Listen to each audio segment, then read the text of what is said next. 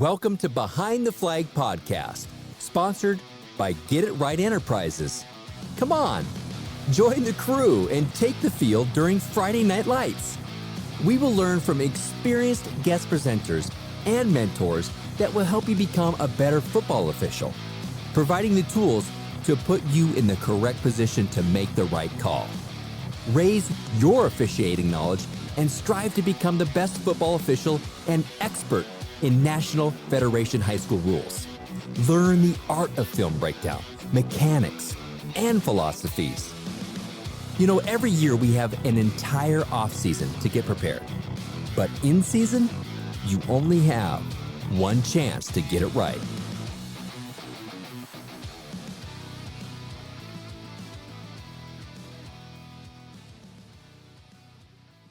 All right, here we go. Happy Halloween, October 31st, Saturday morning.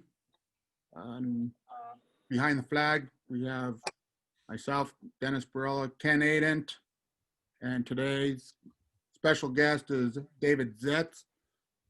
He's a collegiate basketball official working out of working out of San Diego, California. And he's here to talk to us a little bit about getting in better shape so we could stay on the field and get up and down the field, the court, on and off the mat, whatever sport you do, he has a program for you. So, Ken, if you could please introduce David for us. Yeah. Good morning, guys. Good morning, Dennis. Morning, David. Morning. Certainly glad you're here with us. All of us, especially us older guys, and who are trying to stay on the court and the fields longer, sure could use your advice today. So anyway, we're excited to welcome exercise physiologist and nutrition advisor David Zetts.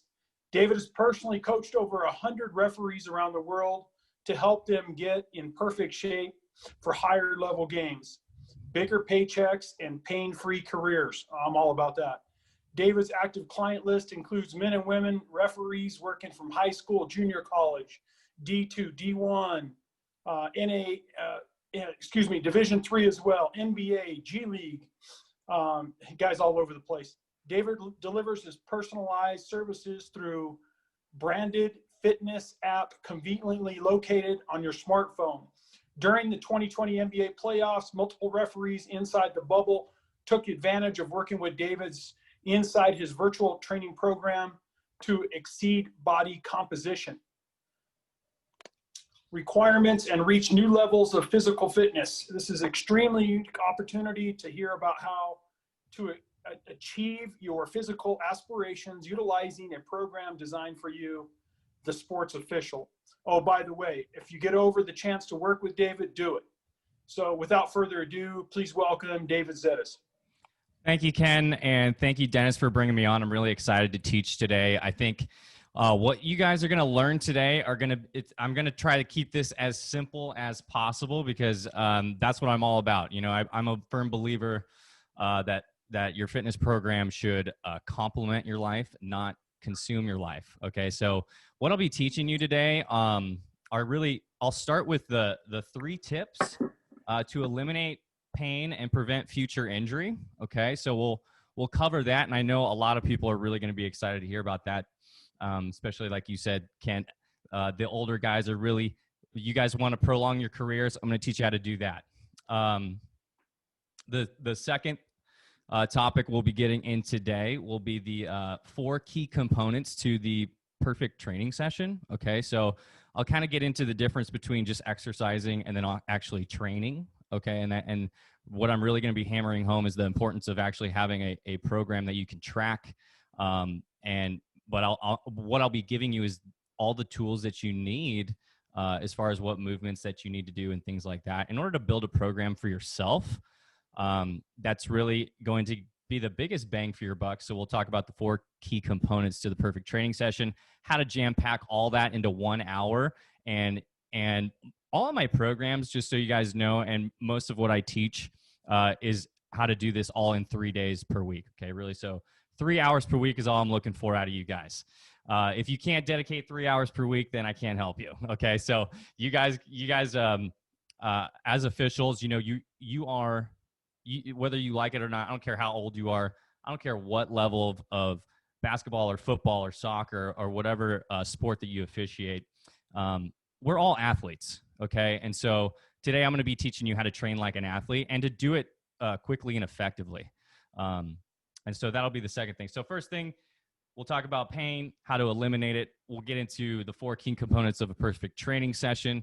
Lastly, this is really one of the biggest things or teaching points that I love to teach, especially to basketball referees, but it applies to all referees. We all got to run, okay?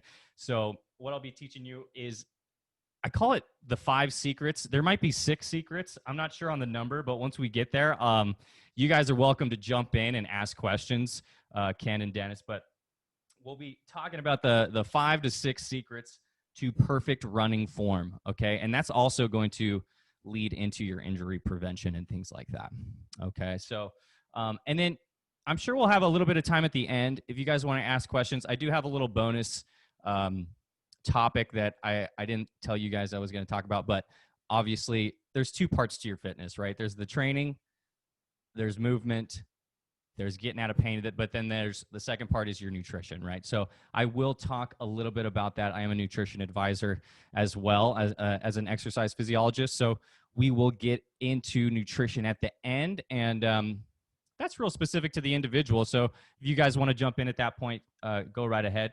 I'm going to be flying through this stuff today, just so you know. So make sure you grab a pen and take notes, okay? Because, and feel free, by the way, to, I'm sure we'll shoot my information out to everybody. If you guys want to reach out and send me an email about anything that was talked about today, if you have questions, I'm sure you will, because I could literally go for 6 hours on this thing.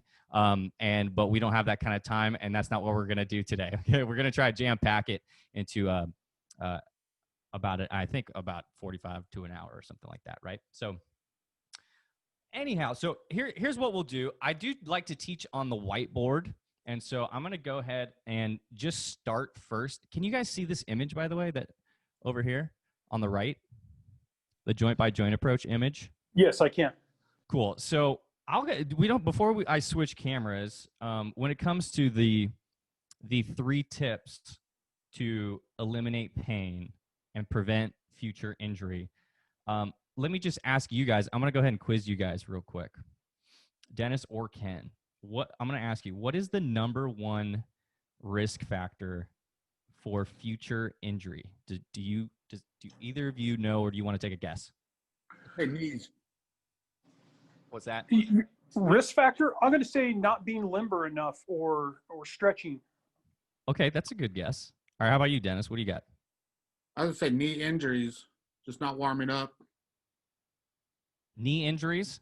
Yeah, not warming up, and which would affect, getting out on the court, and somebody always hurting some kind of tendon in their knees. 100%. Okay, so the number 1, so you're both right, but the number 1 risk factor is actually a previous injury. Okay, so if you have a knee injury already, that right there is going to put you at a higher risk of injuring that thing again or injuring something else, okay, because you're overcompensating for that injury. Does that make sense? Yes. So we really can't do anything about that, but we can't go back in time and erase that injury. But what we can do is fix that problem. So if let's say you had a knee surgery, for example, and I hear it all the time from officials. I've got knee pain. My knee hurts when I'm out there, or my knees are stiff, or I get this one a lot. My low back hurts. Okay. A lot of people don't know this. Actually, my godfather, I'm not sure if you know the name, Dave Libby, big time, 8 Final Fours as a basketball referee, two championships in Division I. He had to cut his career short because of back pain, because he wasn't doing the things that I'm going to teach you guys today, because frankly, he just didn't know what he needed to do. And so he cut his career short. And I want you guys to just imagine what would 5 more years to your career do for you? And no matter what level you're at, we all do this because we love the game. And and even when you get to the high levels, you do make the most money in your last 5 years anyhow, because you have that seniority and that veteran mentality, and you have the experience to get those big games and get those championship games. So I just want you to think, what would it be like to extend your career 5 years, or what would it be like, what would it feel like to be out there and not have that knee pain anymore, or not have that back pain? Okay, so in order to teach you guys how to do this, we're going to go. Can you go ahead, and Dennis, and pull up that that image again of the joint by joint approach that you had up there? Perfect. I know my picture's there, but Dennis, did I send you the actual full image? No, I didn't. I Okay. stole this from your Facebook page. Oh, perfect. Oh, okay. I could have sent you the whole thing. So here's what I want to teach. Okay. So as you can see with this joint by joint approach, that photo on the left, there's two photos, one on the left, one on the right. As you can see, the body is very, very balanced when it comes to mobility and stability. So you've got cervical spine stability. You've got thoracic spine needs to be mobile. Okay. So that's your upper spine.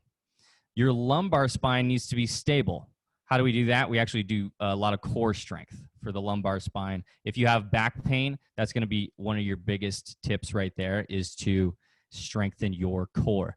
Second thing is also to strengthen your glutes for low back pain. But as you can see, the hips are supposed to be very mobile, and then the knees are supposed to be very stable.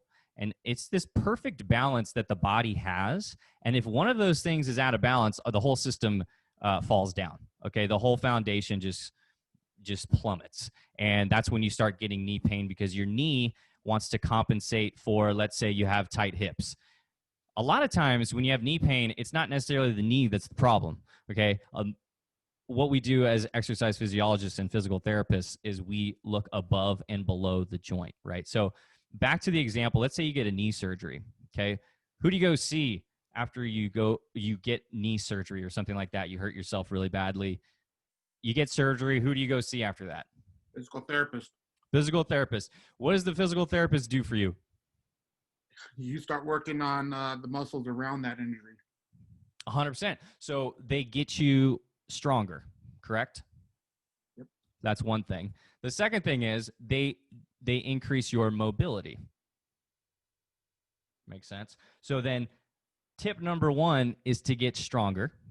Okay, you're absolutely right, Dennis, in the muscles surrounding the joint, but also the joints, the muscles that control the joints surrounding the joint that's hurt. Does that make sense? So tip number one, to get yourself out of pain, you got to get stronger. What happens if you see a physical therapist for 3 weeks? And this is nothing against physical therapists. I love them. They're amazing people. But their job is to get you back to normal daily activities, which is walking and sitting and standing. Okay, so they get you that point, and you work with them for about 3 to 4 weeks, and then they send you on your way. And then when you leave, they tell you what? They say, all right, keep doing this stuff, right? Keep doing this stuff, and then you don't do it, right? So then you have this belief system in your mind like, oh my gosh, I'm always going to have this bad knee, because you stop training it, and then you never get fully better. Okay, it starts to feel better when you're with the physical therapist. You leave, but then it doesn't continue to get better because you're not getting stronger, and you're not increasing the mobility in those surrounding areas like you need to. Okay, so biggest takeaway here, you guys, is going to be get strong. Okay, increase your mobility. So if you have tight hips, you got to stretch those things. And if you have no way to do that, there are videos all over the place. I'm going to go ahead and, by the way, send you guys a resource after this, so that you don't have to think about, well, what is it that I need to be doing? I have a lot of YouTube videos that I can send out, and hopefully you guys can send out with this presentation, so that people can take a look at what it is that they need to be doing to increase the mobility in the areas that need to be mobile, and then increase the stability in the areas that need to be stable. Okay, so it's get strong, number one. Number two, get mobile. Number 3, increase your stability. Okay, which is kind of the same thing as getting stronger, but we'll talk more about that when we get into the 4 key components to the perfect training session. We'll talk about single leg versus double leg and things like that when it comes to training. Okay, so by the way, any questions? I mean, that kind of wraps up the 3 tips to eliminate chronic pain. But do you guys, while I have you here, do you guys specifically have any questions, or maybe questions that you think might come up? No, I was thinking range of motion as well when you were talking about, what a physical therapist would do. But yeah, you're right on the money there, and I can't wait to hear these 4 points. Yeah, man. So when it comes to range of motion, that's exactly right. So tip number 2 is get mobile. So what does that mean? That means increase your range of motion. Absolutely. And then we'll kind of get into, differences between static stretching and dynamic stretching once we get into the 4 components. But yeah, those are really the 3 things that you need, but here's the other thing. I'm not a doctor. Okay. And I don't play one on TV. That said, I do know a lot about the body and how it works. But if you have shooting pain somewhere, okay, like it's like, man, like really bad, you need to go get that thing looked at least get a picture or something like that. Get a professional opinion. Okay. Everything that I'm telling you today is going to be based on my experience and the clients that I work with and because I fixed a lot of these problems. But before you start anything on your own, get professional opinions. Okay. Go see a doctor, go get an image if you're really having a problem with anything as far as pain goes. Okay. So that's very, very important. So moving into the 4 key components to the perfect training session, I'm going to go ahead and switch cameras and do this one on the whiteboard because it's, for one, way more fun, and it's a lot easier to organize it for you guys to see how you can put this together yourself. Okay. So let me switch cameras. You guys can see that okay? Yes. All right. Boom.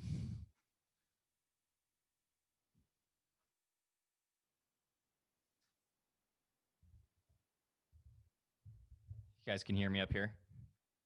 Yeah, we got you. Board's good? All right, cool. All right, so check it out. The 4 key components of the perfect training session. Component number 1, no magic here. This is what you're going to do first. When you get into the gym, by the way, I know it's like a pandemic right now, and I know that a lot of you don't have access to a gym. What I'm going to teach you is how to do this and get stronger even if you don't have a gym. Okay. I work with over 80 referees right now in my program, and many of them don't have gym access. So if you have questions about equipment, what to get as far as bang for your buck and things like that, I will recommend those things as well as I go. And if I forget to, Ken, Dennis, please ask so that I can remember to do that. But this works for home training, and this works for in the gym. And if you're a traveler and you got hotels, that's also kind of the convenience of what I do is you got your program right there on an app, and it can be tailored to whatever it is that you're working with. Okay, but these are the principles that I use to get people really great results. And by the way, we didn't show one of those success stories. Maybe we could do that after we get through this segment, okay, of one of my officials. So 4 tips. So mobility, what happened? You go into the gym. That's component number 1 is back to mobility. This is super important. This is stuff that most of us don't do.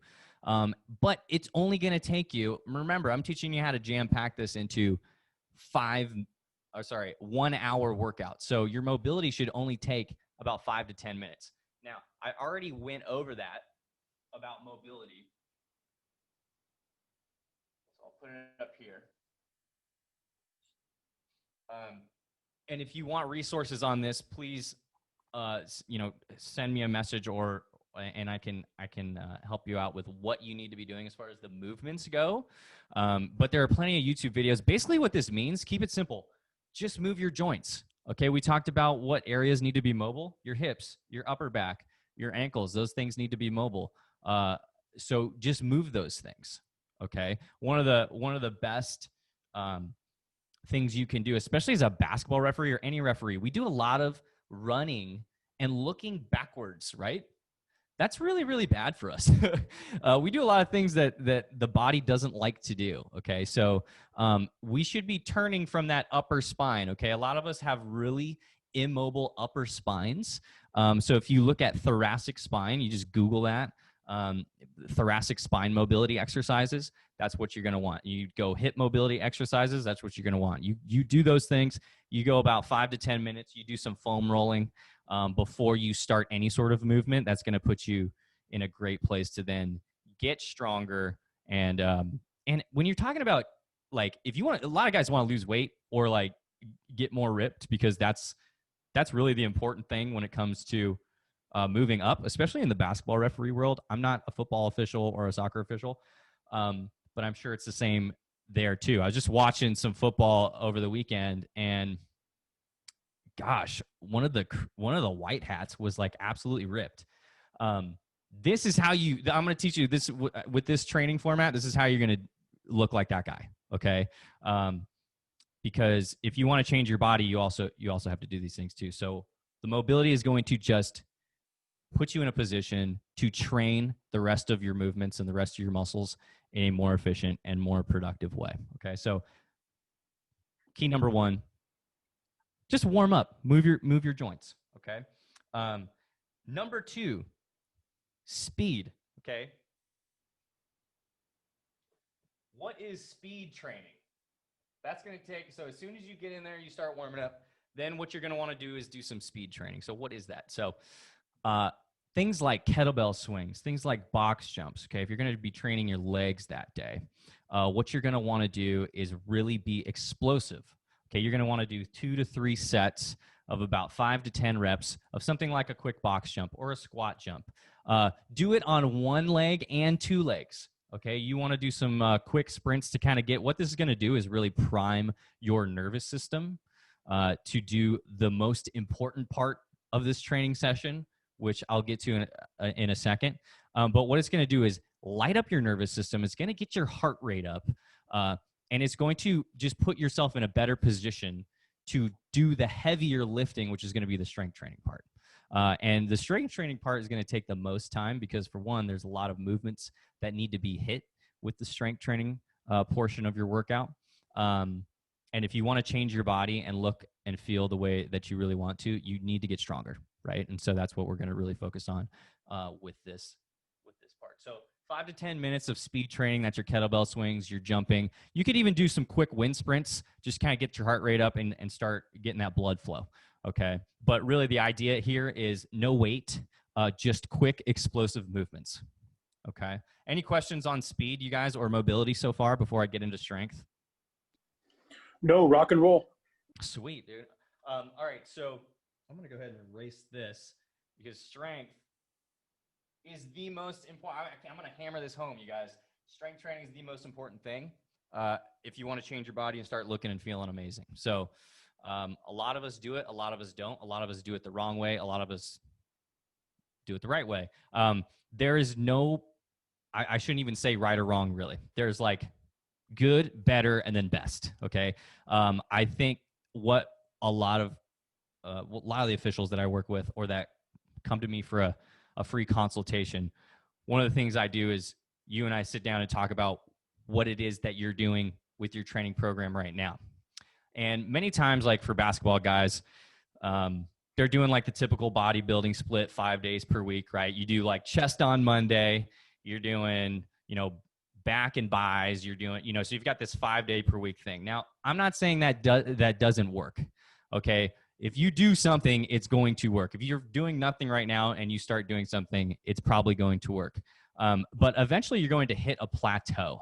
Okay. So, typically speaking, we're referees. Okay. We're not necessarily bodybuilders. And most of us we have busy jobs, right? Like you've got probably a day job outside of your officiating. You've probably got a family. You don't have time to go to the gym or train 5 days a week. Okay. So what I'm going to teach you is how to put this strength training program together 3 days per week to have it make more sense for you and your schedule, but also get better results because typically when you do it how I'm going to teach you, you're going to get amazing results. You're going to start seeing it right away, probably by week 2 or 3, because it's a very systematic approach, and it's based on science rather than just like mindlessly going to the gym and doing a bunch of like bicep curls and things like that, like bodybuilders. And if you want to really progress with a bodybuilding split 5 days per week, you typically have to spend about 2 to 2.5 hours in the gym, because what happens is you here, let me just write this up. So this line here represents your baseline level of strength. Okay, so this is baseline. Oh, look out. All right, so this line right here represents a workout. Everybody knows in order to get stronger, you got to break your muscles down, right?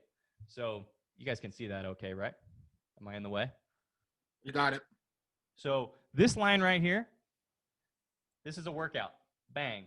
You just broke down your muscles. Now, over here, this is where you recover, right up top. Now, this line right here is represents about 2 to 3 days later, okay? And typically, that's why, when you're doing bodybuilding, let's say you do chest on Monday, bang.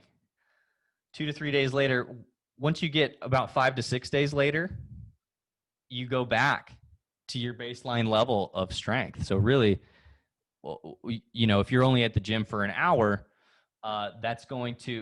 you're eventually going to go back to baseline, and you're not going to actually progress very efficiently and very effectively. You're going to be kind of spinning your wheels. And that's not what I want for you. Okay. I want you to get to this point. All right. And then what happens at this point is you do it again. Boom. And then you go up like that. Does that make sense? Did you guys follow me there? Yep. Gotcha. Any questions on that? So No, what we're going to do is hit all the movements that we need to hit. And I'll tell you what those movements are in a second. In a, like every other day. Okay. So Monday, you're going to hit some movements. All right. And then Wednesday, you're going to hit those movements again. And then Friday, you're going to hit those movements again. And then that way you're going to continue to climb the ladder, and that's how you kind of break through plateaus. But the most important thing there too is that you're actually writing it down and keeping a log, okay, and tracking your progress. Because if you're not tracking your progress, you're just guessing. And a lot of you probably go to the gym or you do a workout or whatever, and you just like kind of, what you're doing. Like, if you're doing the bodybuilding thing, like, okay, I'm going to hit chest today. I'm going to do like bench press. I'm going to do like whatever.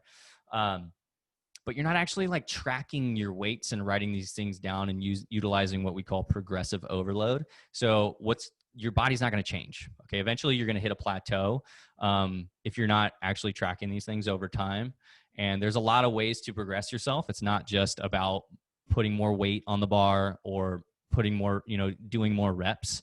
It should be specific to you and what your goals are, for one, and your current fitness levels. Okay. So you need a program that meets you right where you're at and then takes you to a whole new place. So in order to do that, you need to track your weights and don't go to the gym 5 days a week.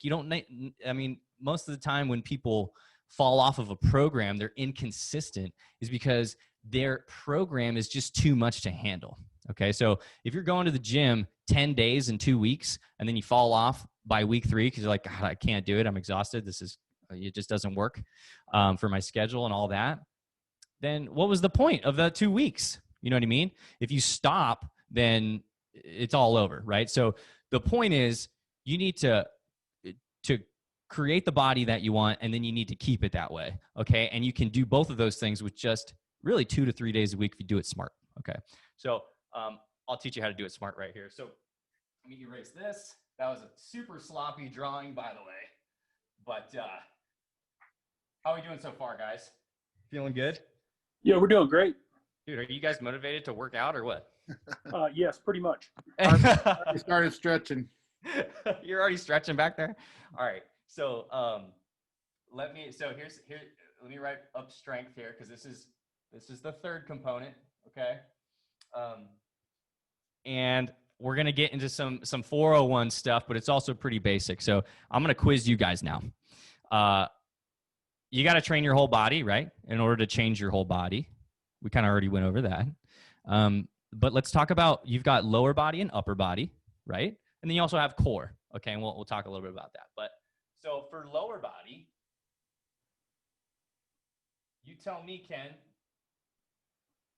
what movements do we need to hit for the lower body? Well, I'm thinking, I do a lot of step ups. I walk, I jog. I try to keep a 10-minute mile pace when I do run. Love it. But I'm probably talking cardio. I think you're trying to tell me to do more squats and stuff. Absolutely. So we do a lot of running as officials, right? So for the lower body, in order to prevent injury, like I already talked about, and in order to just look better and burn more calories at rest, you need to build some leg strength, okay? And you need to do that by, yes, squatting. So that's one movement pattern, okay? And I want to hammer this home for you guys. In order to get more bang for your buck out of your workouts, I want you to train movements, not muscles, okay? So, if you're going to the gym and you're doing the leg extension machine, there's nothing necessarily wrong with that, but that's like not going to make you more athletic, okay? And it's also going to perhaps, depending on what your program looks like, actually make you more imbalanced, okay? Because you have quad muscles, you have hamstring muscles, you have glute muscles, right? But we want to train the movements equally so that all those muscles are working as a unit, okay? So when you train movements, you don't miss muscles, okay? When you train muscles, you miss some movements. So don't do that, okay? Train movements. Don't sit on the thing and do your leg extensions, especially if you have a knee problem, okay? So it's just going to put more wear and tear on your knee that you don't need. The point of the strength training should be to make you look great, make you feel great, and increase your running capabilities, okay? Because you only have so many miles on your legs, but in order to elongate how many miles you have on your legs in your career, you got to get stronger legs. Make sense? So squat, and then what's the other movement pattern? Lunges. We have a squat and we have Lunges. Okay, I like that. That we'll call that in the squat category. Okay. So because we have two different components. So we have one leg. Oops. So of a squat, you have a one leg squat, and then you have a 2-leg squat. Okay. So a lunge is kind of both, actually, because you are using both legs. And if you have knee problems, just by the way, real quick tip, you probably should avoid forward lunges. But a basic movement would be something like a split squat. If you have 2 legs staggered like this, right? And then you just drop down and come back up. That's a split squat. A lunge would be a progression of that, but really you want to be training both. So you want to squat on one leg, and you want to squat on 2 legs, okay? And then the second lower body movement, just to keep things simple, is a hinge, or what we call a deadlift, right? You guys know what deadlifts are. So I'll write over here, hinge. And then same thing. So squat on one leg, squat on 2 legs, hinge on one leg, and hinge on 2 legs.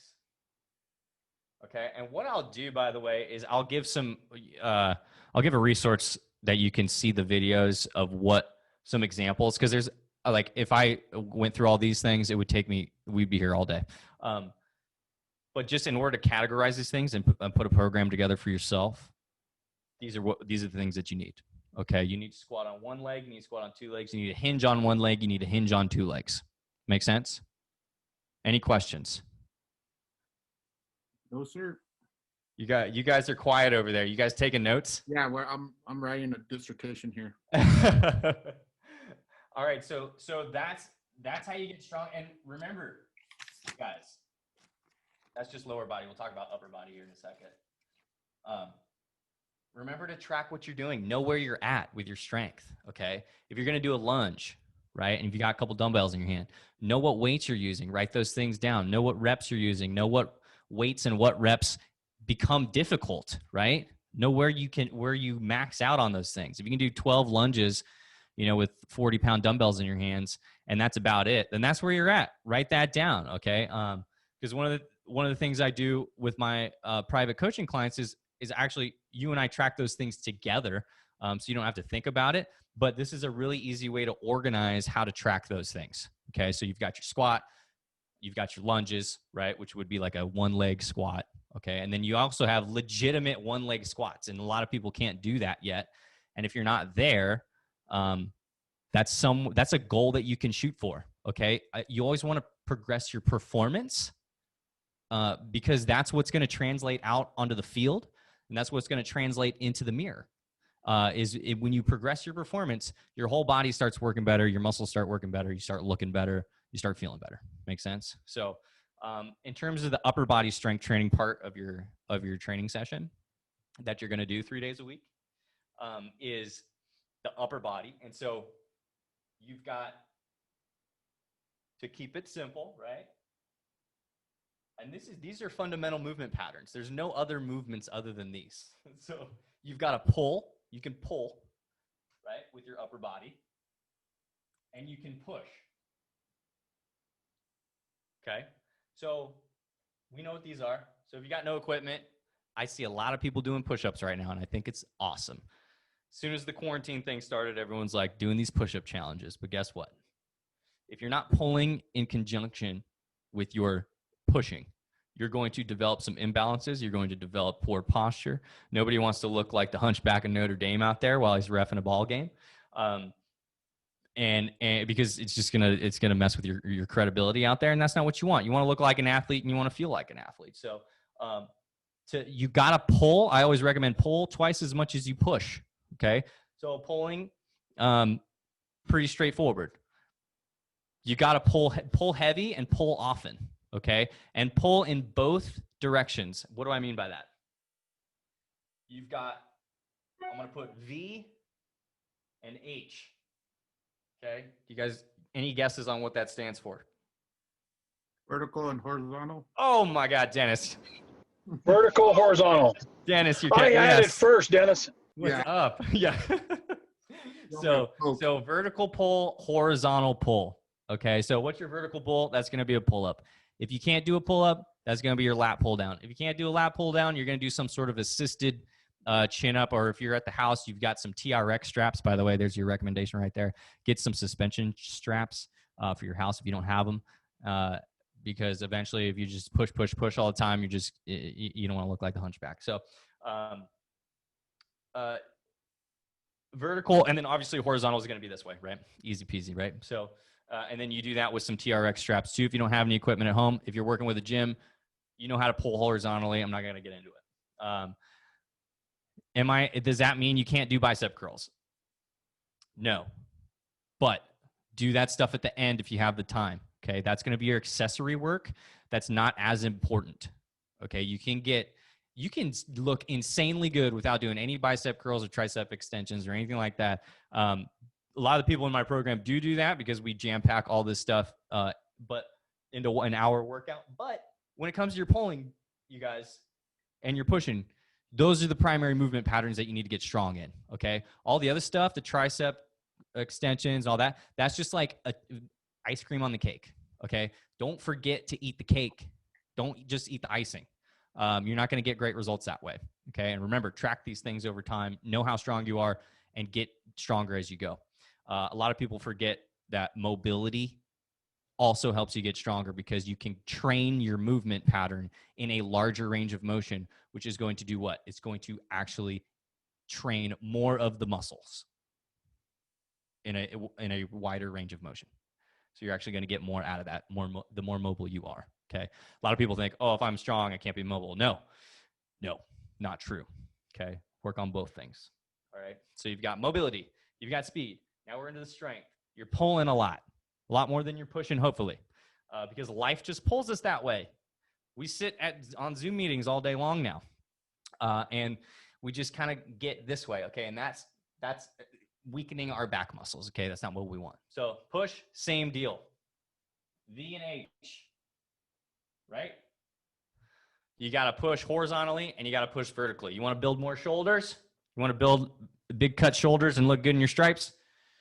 Do a lot of overhead pressing. Not everyone can do that because a lot of people have poor shoulder mobility. Okay. So be cautious when you do those things. Know where you're at. Okay. If you need help, go get help. Find a professional who can get you a program that's legit. And then horizontal, pretty much everyone can push horizontally. I don't care who you are, but unless you have like a really bad shoulder problem, the pushing is probably going to not necessarily help you. So if you do have shoulder issues, work on your mobility. Remember that thoracic spine is supposed to be mobile. Work on your shoulder mobility too. And then pull more. Just keep pulling. That's going to set your shoulders back in a really nice place so that you can now be able to push more. A lot of people who really want big chests, right? They go into the bench press. They want a big chest, so they bench all this weight. But I've seen time and time again that when you actually strengthen your back, your bench press goes up. It's kind of this crazy thing. But really, it's not necessarily because it's strengthening your chest. It's just putting your shoulder in a much more stable position to be able to then push from that position more weight. And then suddenly now you start training your back. Now suddenly your bench press goes up and you get a bigger chest and all those things, right? So any questions, guys? I know this is like, I'm flying through this. No, it makes perfect sense. Sweet. So remember to track, okay? Otherwise, you're just guessing. And you know what happens as officials when we guess? Bad things happen. So don't do that in your training program as well. Let's see. Any other key points I need to talk about here? I've got some notes here. Oh, so that's your strength training. That's going to take, 35 to 40 minutes of the session. That's because you have a lot of movements to hit. You got to get all those movements in. Do you have to do them every single day? Well, I recommend, yes, but you don't have to do both directions. Does that make sense?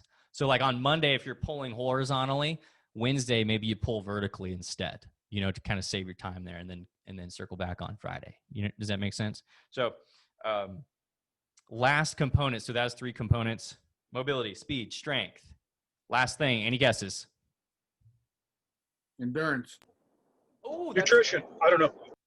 I'm going to put, I like that. I'm going to put, because this is what it is. Oops. I can write. Conditioning.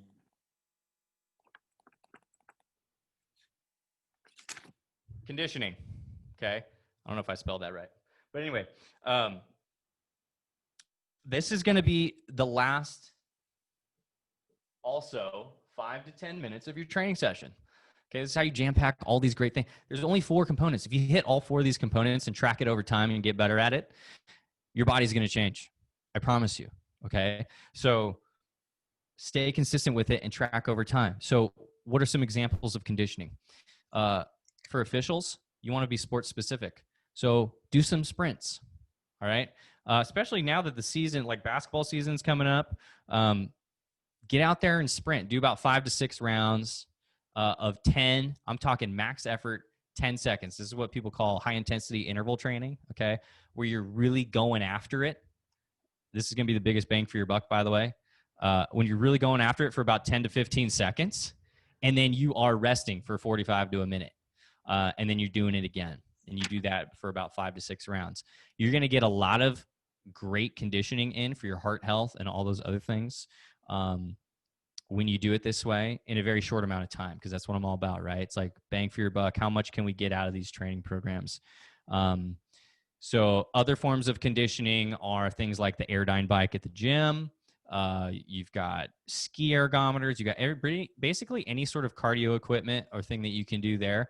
You want to go all out, okay, for 5 to 10 seconds or 10 to 15 seconds, and then rest and then do it again. Because really, whether if you're a football referee, right, or you're a basketball referee, that's going to be very conducive to you. If you're a soccer referee, maybe you're going to do a little bit more endurance, like long running type stuff, right? Because those guys are out there back and forth and back and forth. I'm not saying you can't do that stuff either as if you're a basketball referee, because that stuff's still important. But like you generally what happens, like basketball referees that I have in my program, we train 3 days a week, right, is what you're going to do. And then if you want to get some conditioning and more calorie burning and stuff like that on your off days, that's when you're going to go for your walks or your runs or things like that, if that's what you really enjoy, okay? When it comes to the actual session itself that we're going to track, that's going to make you better, is you want to jam pack that into a high intensity interval type of thing. Okay. As far as getting more bang for your buck. All right. So really that's it. To review, what are they? Mobility, speed, strength, and conditioning. You can jam pack all that. Just showed you how to do it into the time frames that you need to get in, get out, and start seeing the results that you want. All right. So moving right along, we're almost coming to the finish line here. Let me grab this. So, secrets to perfect running. Basketball referees love this one. I can show you some examples to you guys. I'll send it in the resource that you guys can send out. It's PDF, some videos of some before and after what proper running form looks like. But just to kind of go over it, secret number one, you got to be tall.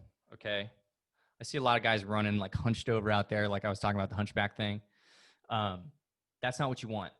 All right, you want to be, number one, as tall as humanly possible when you're running. Okay, you want to then fall forward from your ankles. Okay, not your hips. So what does that mean? Hips, you don't want to be hinged forward from your hips. You remember, you're tall, so you're here. You're falling forward the entire time.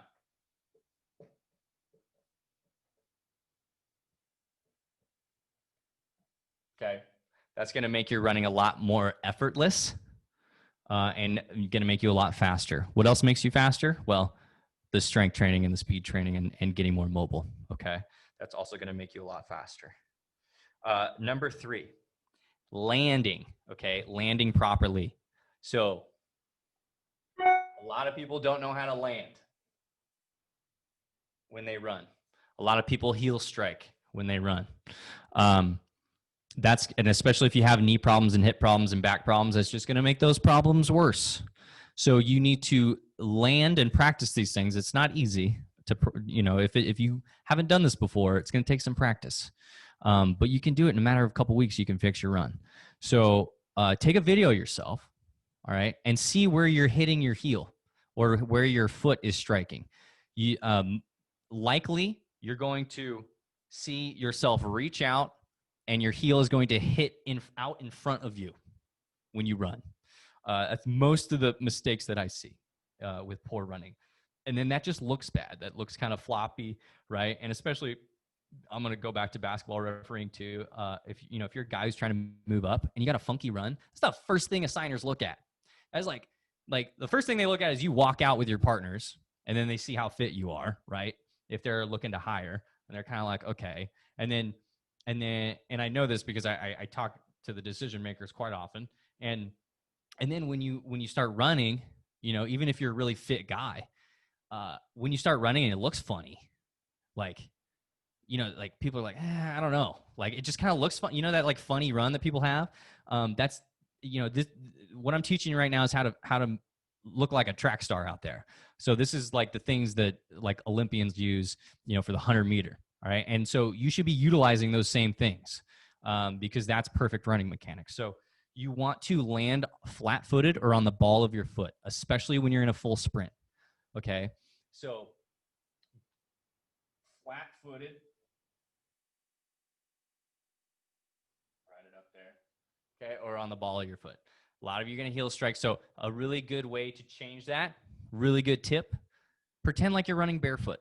Okay. If you were running barefoot on, let's say, I don't know, cement or like the basketball court or really anywhere, you're not going to be banging your heel every time you run barefoot because that would hurt. So you shouldn't be doing it when you have shoes on either. Make sense? So let's see. What's my arm swing. Oops.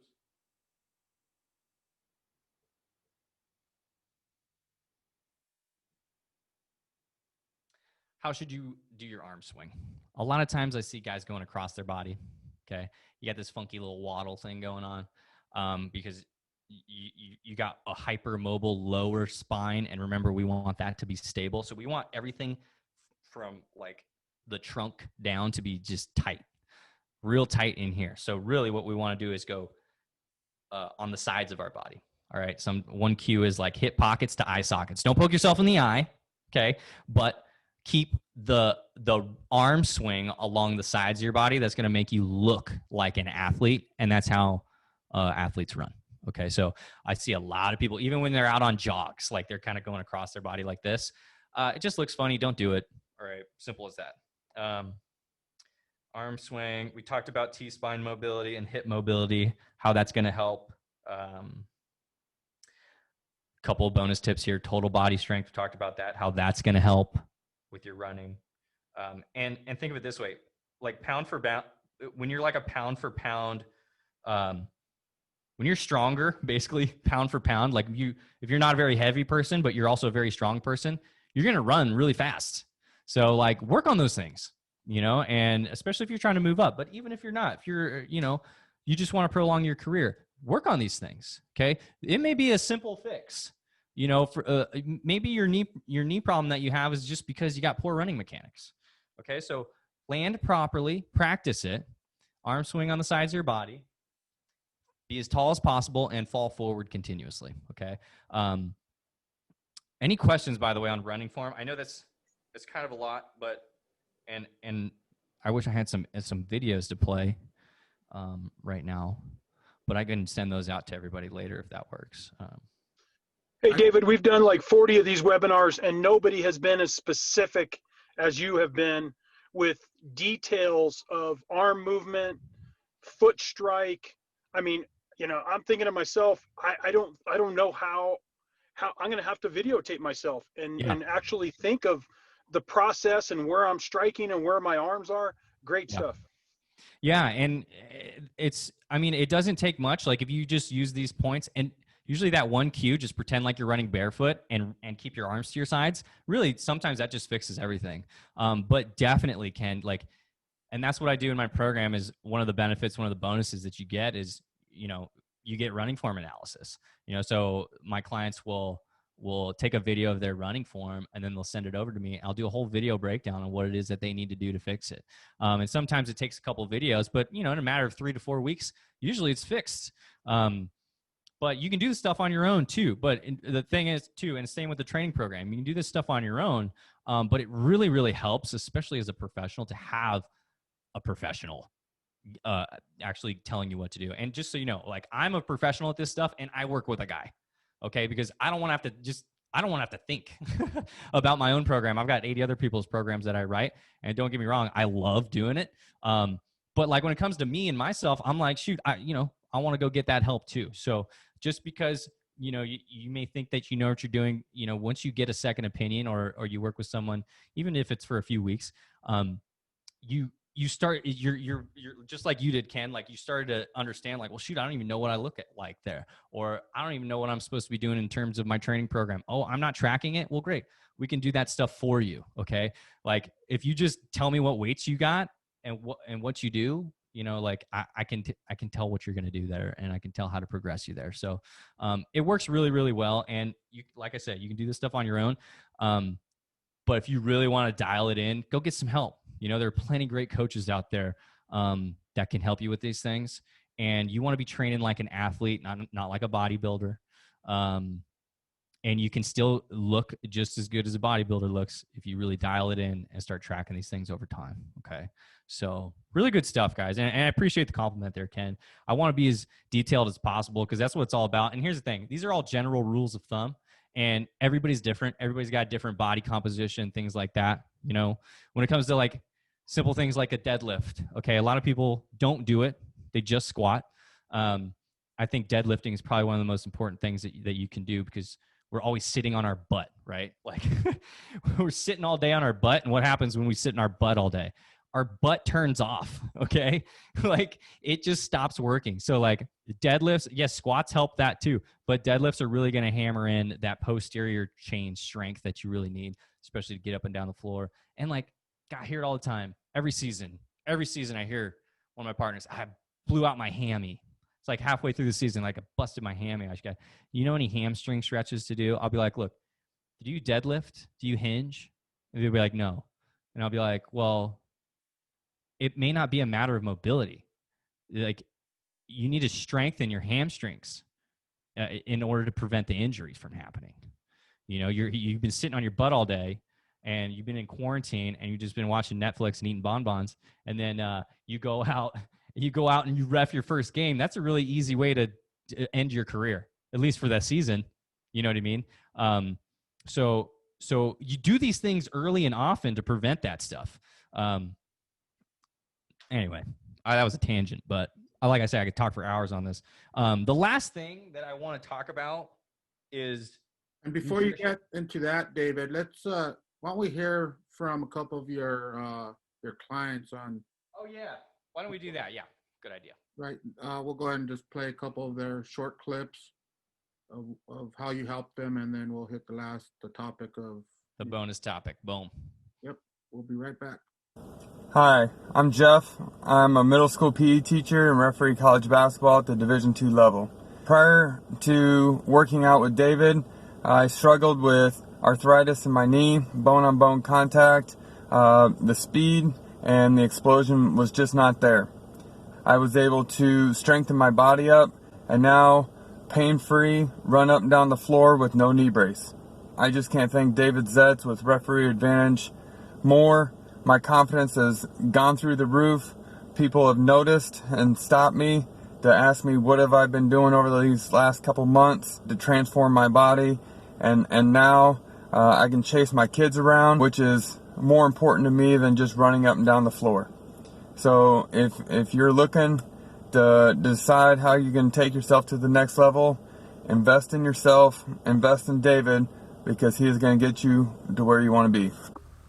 How's everyone doing? My name is Derek, and I am a collegiate basketball referee. I just wanted to thank David Zetts and Referee Advantage for my amazing workout plan that has changed my life forever. Prior to meeting David and Referee Advantage, I would work out 5 to 6 days a week, follow social media plans, change workouts constantly, would be on the scale all the time trying to reach a certain weight and just not seeing the results that I really wanted to see. Met David a few months ago, had a brief 30-minute conversation, and within that time frame I knew I wanted to be a part of the journey of Referee Advantage. Started right away, and within a few weeks was seeing amazing results in half the time working out. Instead of 6 days a week, it's 3 days a week with some mobility stuff, and I didn't even care what I weighed because I was in the best shape of my life. In both my careers, I've had some back pain, some hip pain, and some tightness in those areas. That's all gone in these past few months just by these workouts that are tailored to you and personal. And that's what I love about David, is no matter what, you can reach out to him and he'll change your plan, fix your plan. He's always checking in, making sure that you're getting the results you want. Not that he wants, but you want. And I think that's the most important thing. But the best thing overall is David has allowed me to hit bombs on the golf course. And we all know getting into the tee box and hitting it 20, 30 yards farther than you've ever hit in your entire life, it is just an amazing feeling. So, David, thank you for that. But seriously, as far as officiating goes, the most important thing to us is to prolong our career, right? We want to referee this game we love as long as we can. And like my mentor always told me that, every year these kids stay the same age and we get older. So we have to continue to get better. And I believe that Referee Advantage and these workout plans do that for you.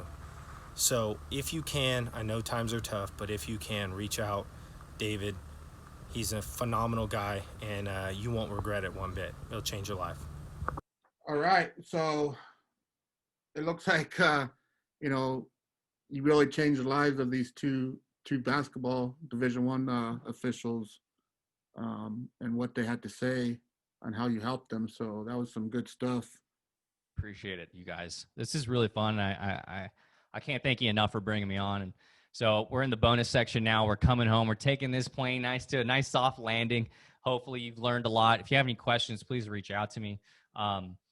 But nutrition, last thing, really, like we talk about training and like we could talk for hours on this, but if you don't have this stuff dialed in, and you really, if you're one of those people that, you know, you want to be the guy who's like the most fit guy at the tryout, right, to get noticed, or you just want to lose some pounds, you want to lose 10 pounds, you know, in order to just feel better and like be more confident out there.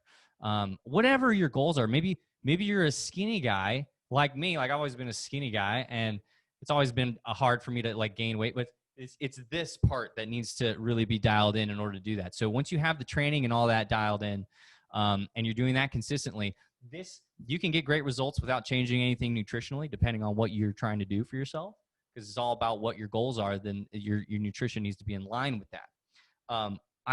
I'm assuming as humans, we all kind of know what's good for us, what's bad for us. We know what fast food's bad. We know that, you know, all these other things. Like, I'm not going to get into that. Okay. What I'm going to get into is the science and the whole don't guess principle that I'm talking about today. And that is, you need to know where you're at. Okay. Same thing with your strength program. You're not going to change your body if you don't know where you're at with your strength. You're also not going to change your body if you don't know how many calories you're putting in your mouth every day. And I know people have a lot of objections to like, oh, I don't want to track calories. I don't want to do this. I don't want to do that. That's fine. That's fine. I'm not saying you have to do it forever. Okay. But what I am saying is you need to figure out where you are currently, because a lot of people also will go online and find out like, oh, how many calories do I need? They'll find like these macro calculators or like these basal metabolic rate calculators. And that's good. But like, what's better is you actually doing it specifically to you, because a lot of times you go and you put in your height and you put in your weight with one of these calculators, and then it spits out a number of how many calories you should be eating in the day to like lose 10 pounds or to gain muscle or what have you, right? So and then people do it and then they don't see the results. It's because of a thing called adaptive thermogenesis. And what that means is your body adapts to basically your lifestyle. So I hear it all the time. A lot of people are like, I don't eat that much, but I still can't lose the weight. Well, okay, how many calories do you eat? Well, I don't know. Okay, well, let's figure that out. And then they're right. You know, they're like, I'm only eating 1,200 calories.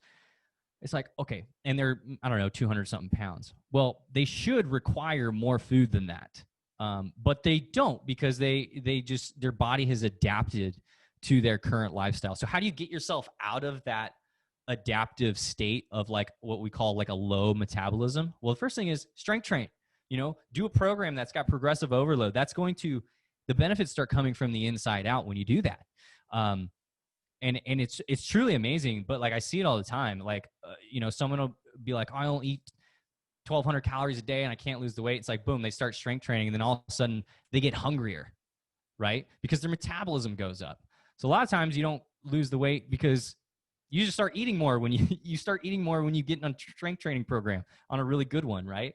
And so I'm not saying you have to track forever, but what I am saying is for 1 to 2 weeks, if you do track and when you do that, and you know how many calories you're putting in your mouth every day, then you start to see the trends, and then you start to go, oh, well, maybe I don't need to pick up that or don't have that bowl of ice cream at night because it added another 400 calories to my diet or what have you. So really, it's about balancing the books, figuring out where you're at, and then making the adjustment based on what you find to change something to see a result.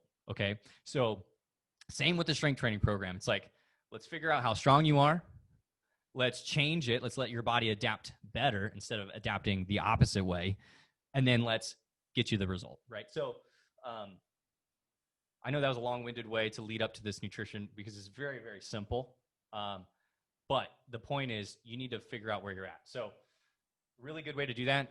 An app like MyFitnessPal is super easy. And it's great now. One of the things I do with my private clients on my app is you get on MyFitnessPal and you start tracking what's in your mouth every day. You do that for a week. MyFitnessPal links to the True Coach app that I have, so then I can see where you're at there. Then I can give you the recommendations that you need. You don't necessarily need those recommendations from me. You can just make a change, but sometimes it helps because eventually you're going to get a result, and then you're going to need to adjust those numbers in order to get through that next plateau, right? So it really helps to just have someone tell you what to do. And so I'm telling you what to do. Okay, not but. So here we go. So you've got, what are the goals, right? Some people want to lose weight. Some people want to gain weight. And some people want to what we call recomp. So recomp means, let's say you're 185 pounds and you want to stay at 185 pounds. You just want to gain some muscle and lose some fat, okay? You have something what's called your basal metabolic rate. Like I said, that basal metabolic rate can change. So it's not necessarily based on your height and your weight. When you go online, you put those things in, it's going to spit out a number based on height and weight. That's not very accurate, okay? So that's why I want you to actually track these things. So figure out how many calories you're getting. Let's say in the last month you haven't gained any weight, and every day you're eating 1,500 calories or so, okay? That's your basal metabolic rate. You haven't gained, you haven't lost, right? So you're maintaining your weight. So in order to maintain your weight, but also recomp, you need to strength train, get on a great program like that. And then you need to eat at your basal metabolic rate. So sometimes you don't need to change much at all if you're trying to recomp, okay? If you're just trying to, gain muscle and lose fat kind of equally, just kind of lean out is what people say, like, oh, I want to tone up. Usually that's what they're talking about. They want to recomp. Some people want to gain muscle, right? Few people want to gain fat, but sometimes you have to gain a little fat to gain muscle, just saying. But then you can come back over here and start losing once you do that. So it's kind of there's a system that, if you're one of those guys that really wants to gain a lot, like you're going to gain some fat with it. Let's just put it that way. So you need to obviously eat more than your basal metabolic rate to gain. You need to eat at your basal metabolic rate to recomp. Remember, you got to train as well. And then you need to eat below your basal metabolic rate to lose fat, and even if you're trying to lose weight, a lot of people just go for 1 million runs and 1 million walks, and they put themselves in what we call a caloric deficit, which is below your basal metabolic rate, and they lose weight. But a lot of times they lose a lot of muscle in the process, and they lose a lot of strength in the process. So my recommendation is, especially as an athlete, if you're trying to lose weight, you still got to strength train. And I hear it from women quite often too before they start the program. A lot of my lady refs are getting great results, great results on the program because they started a strength training program that's like something they've never done before. Because most women don't do that because they don't want to be they don't want to be bulky, right? And I hear it all the time. Well, I tell you what, as a woman, you don't have enough testosterone to get bulky in the first place. And as long as you're eating the right way, if you can still get strong and get smaller, okay? Just to put it simply. So you just need to make sure you're eating below that. But you also there's a lot that goes into this, okay? Like I said, could do this for hours.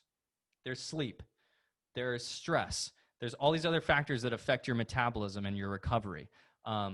Overtraining is a big problem, especially with referees during the season. How do you adjust those things to make sure that it's specific to your body? Because everybody's different, right? We're all referees, but we have a lot of walks of life. We got a lot of different people that do this job. So you need to find a program that's specific to you and that's going to get you to where you want to be. And so like, just to kind of wrap this up in terms of nutrition, like keep your quality of food high. Why do you think that when you eat a bag of chips, you're still hungry? You can eat a whole bag of chips and you're still hungry. Why is that? You just ate, let's say you ate 1,000 calories. You ate a whole bag of Lay's and you're sitting on the couch and you're just eating away. And you eat the whole thing and you're still hungry, but you just ate all these calories. Well, your body is hungry for nutrients, okay? And there's not a lot of nutrients in a bag of potato chips. So the point is eat colorful foods, eat whole cuts of meat. You know, if you're a vegetarian, make sure you're getting a lot of protein. If you're a pescatarian, make sure you're getting a lot of protein, because that's going to keep you fuller longer. And if you're trying to gain muscle too, like eat a lot of protein, but also carbs are not the enemy too. It all kind of depends on what your preference is, what your lifestyle is, what foods you like. Because remember, I said at the beginning, fitness should complement your life, not consume it. Okay. Your nutrition should also complement your life, not consume it. I love pizza. I eat pizza. I eat burgers. I eat all that stuff. Okay. But just taking a mindful approach, and tracking everything you put in your mouth and actually writing it down like in a MyFitnessPal type of app, is going to make you just help you with the awareness. It's funny. A lot of times clients come to me or people come to me and they want to do the nutrition tracking with me. And I go, okay, great. And we have all their goals, right? And then you start tracking, and then you lose like 2 pounds the first week you track, just because you're actually, it's like a task that you're going, that it's just making you more aware of what you're putting in your mouth, you know? So it's funny, like sometimes we're trying to get a baseline, but then people lose 2 or 3 pounds in 1 week because they simply just started tracking what they're putting in their mouth. You know what I mean? So, so that's the point. And anyway, that kind of a long-winded way on this bonus section of nutrition, because like there's a lot of other components to creating the body that you want. And, you know, I'll say it all the time. A lot of people don't get enough sleep. We as referees, we don't get enough sleep, you know? And I've been down that road before, you know, back when I was training people in person. I was training, now all my stuff's online and I love it, but I was training 10 people a day, 6 days a week. And then I'd go ref a game. You know, I'd wake up at 3 a.m. and then I'd go and I'd have my first client at 5 a.m. I'd train till 4 p.m. I'd go ref 2 games. I'd come home at, 11. I'd wake up at 3 and do it all over again. Well, guess what? I hurt myself that year because I wasn't getting enough sleep, you know? So it's also motivated me to change what I'm doing in my life and in my lifestyle to be able to help myself so that I can help others too. So, anyhow, I really hope this was helpful, you guys. Do you have any questions right now? No, it's really fantastic. I know we're going to post your contact information, but where do you prefer people to contact you at? So right now, the best thing to do is follow me on Instagram or add me on Facebook. That's really the easiest way to do it. I know that's how you guys contacted me. So David Zetts, so at David Zetts on Instagram, or David Zetts, my profile on Facebook. If you send me a message or add me there, that's really the easiest way to do it.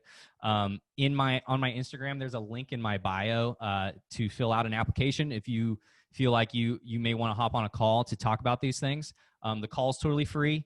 The application's totally free. Hopefully you'll get a lot of information out of the call. There's no pressure to sign up that way. But if you go there, fill out that application at David Zetts on Instagram, that's a way. And then you could also just send me an email to Zetts, that's my last name, Zetts at DZ, my initials, so dztrainingsystems.com.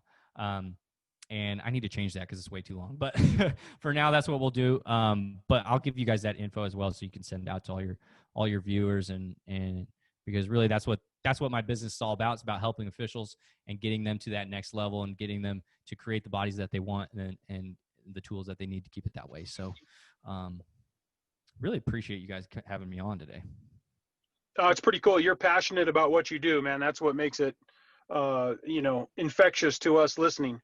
Well, so I'm sure other people are going to get as much out of it as I did. So, yeah, thank David, you very much. we want to thank you for spending a little over an hour with us and the New Mexico Officials Association. I took a lot of notes, but just to recap: mobility, speed, strength, conditioning. Take the guesswork out. Don't gas principle. You need to know where you're at. That's a highlight what I wrote down. And so again, we'll send this out, and we appreciate it. And everyone enjoy your Saturday Halloween night with the family. Happy Halloween. Let's go. Take the kids out trick-or-treating. If the kids are too old, take the significant other out for a good meal. Have a good week. We'll talk to you next Saturday, and good luck on the field. Thanks, Ken. Thanks, Dennis.